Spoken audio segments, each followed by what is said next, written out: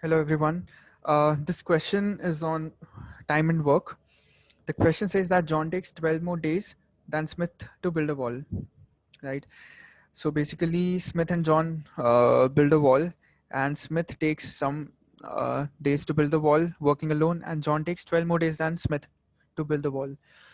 Now it says that Smith and John start building the wall, and Smith leaves 12 days before the wall is completely built.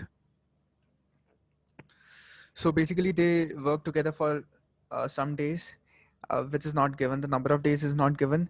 And then after that, Smith leaves, and then John is on his own and takes 12 more days to do the remaining work on building the wall. Now, John does 60% of the overall work. Now, the 60% of the overall work is uh, inclusive of the work that John does when he works along with Smith, and also includes the work that he does alone for these 12 days after Smith has left. Right. The question says, how long would John have taken to build the wall if he had worked alone? We need to find the number of days that John would take to build the wall working on his own. Now, if we assume that Smith takes X days to build the wall and John takes, so that would mean that John takes 12 more days than Smith. So John would take X plus 12 days to completely build the wall. Right? And these are the number of days they would take if they build the wall working alone. Now it says that John does 60% of the overall work, which means that Smith does 40% of the work. We don't know for how many days they work alone, but we know the number of days that that John works alone, which is 12 days. So they work together for some number of days, whatever this number is. They work together for n days, and then after that, for 12 more days, only John works. Here, John and Smith both work together. We don't know what the value of n is, so we can't find how much work is done in this period of time and how much work is done in this period of time. If we knew how much of work is done in this period of time in 12 days or n days, if we knew the work that was done in n days, we would know the remaining work, which would be 100% minus the work that was done in these n days. And that would mean that that work is done in 12 days.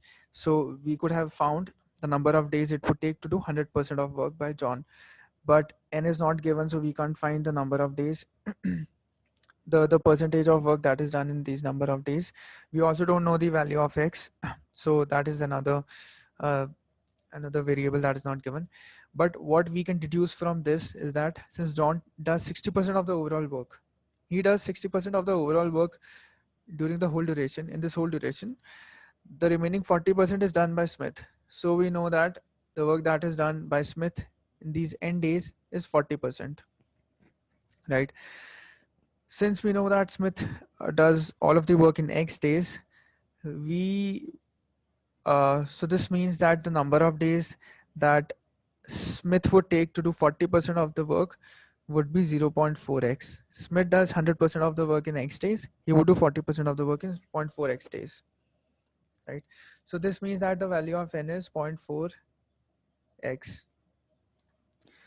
Smith does 40% of the work. We don't know how much work John does in this time and in this much time. But we do know that in this time, the work that is done by Smith is 40%.